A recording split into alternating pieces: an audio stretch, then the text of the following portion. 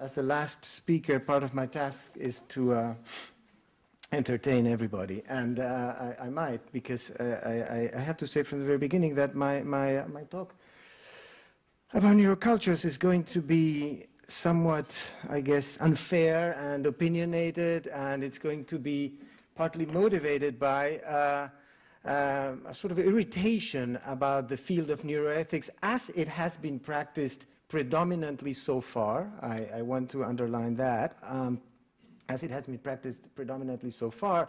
But I also think it is a topic that might be useful for our workshop, because I think that neuroethics, again, as it has been practiced so far, condenses in itself everything that is wrong about the neuro fields that have been emerging in the past 10 years, neuroeconomics, neurotheology, and so on and so on. Unheard of in the 1990s, neuroethics required just a few years in the early 2000s to gain autonomy from bioethics, professionalize itself, and develop networks, platforms, societies, journals, institutes, and teaching and research programs. While such extraordinarily rapid institutional consolidation deserves scrutiny, I hope here today to call attention to what might be called the ideological foundations of the new discipline. The main explicit goal of neuroethics is to examine and anticipate the ethical, social, and legal consequences of neuroscientific knowledge and its applications. Military research, drug control policy, technologies of the self, the limits of privacy, the administration of justice, the neuropsychiatric treatment of the mentally ill. These are among the main issues neuroethics intends to tackle. All of these issues are, of course, important. The question, however, is whether neuroethics, which plays along many of the interests behind the cerebralization of personhood, is best placed to perform that task. The basic point I want to make in the present discussion is that neuroethics, as it has been practiced so far and for the most part, functions primarily as an apparently reflective backing for the institutions, research enterprises, and individuals who promote and profit from the neuro-hype, and that it has therefore become a main mechanism for the perpetuation and the expansion of the belief that the only part of the body we need in order to be ourselves is basically the brain, what we call the cerebral subjects.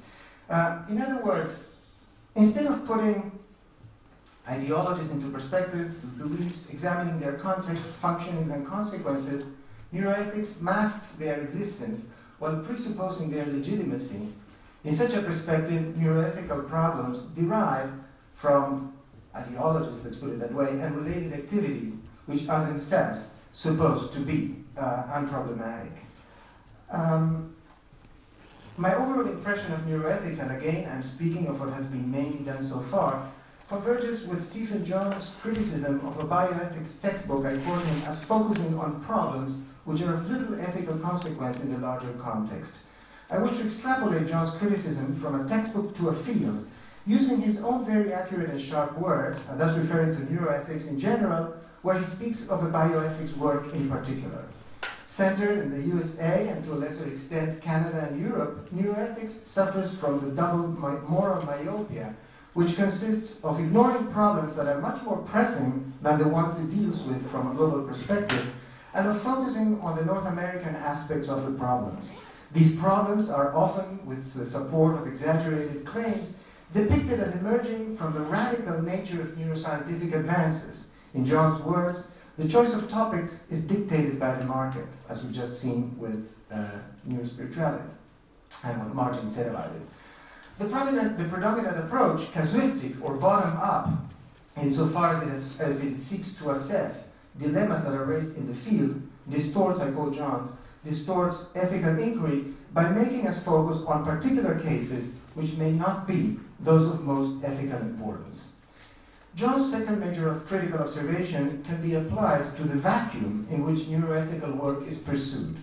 On the one hand, neuroethicists seem to have little to say about theoretical issues. Concerning the notion of personhood, for example, their reflections are reduced to the claim that the neurosciences are changing it.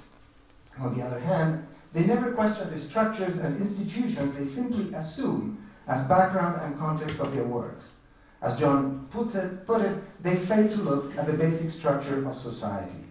The implicit refusal of anything that might look like normative ethics in favor of an applied, problem-solving, casuistical and pragmatic approach means a refusal to think, or at least to speak, ethically in terms of right and wrong, just and unjust.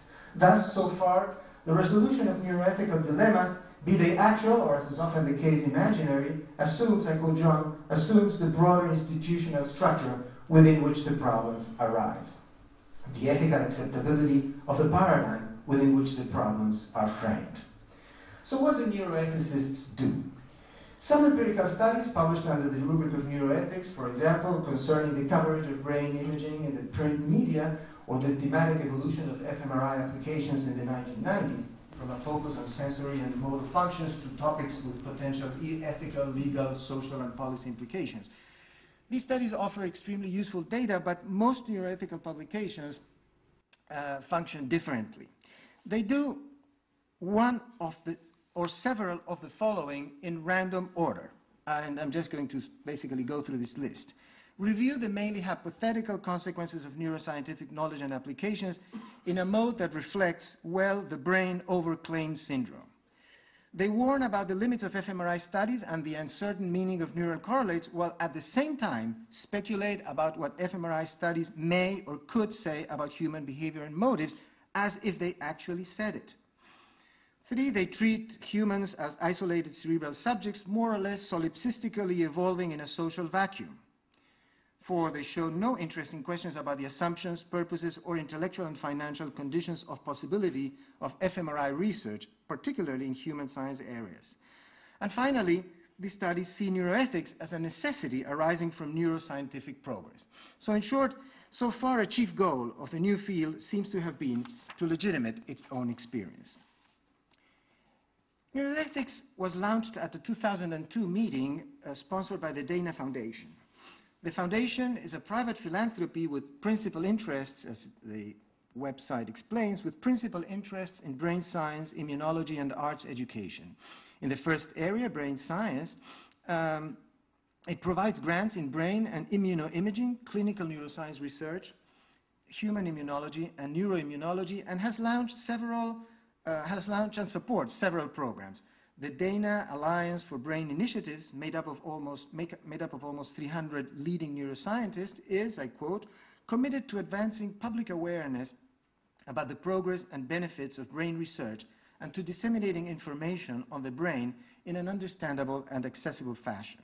This Dana Alliance for Brain Initiative engages in considerable public outreach effort, mainly the International Brain Awareness Week campaign, launched in 1996, which was followed the following year by a European Dana Alliance of the Brain, and which has organized throughout Europe brain awareness weeks. I won't go into more details, but just point out, as you see here on the website, that the Dana Foundation offers a large amount of resources concerning